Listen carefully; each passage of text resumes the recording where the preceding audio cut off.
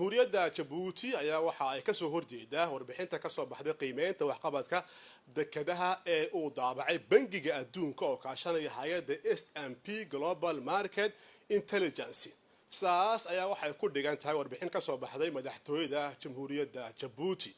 warbixintaas ayaa waxa ay sheegaysaa in qiimeyntaasi ay tahay mid ka fog xaqiiqda kadib markii qiimeyntaas ay soo saartay bangiga adduunku tirada kala horeynta adeegyada dekedaha wadamada beesha caalamka.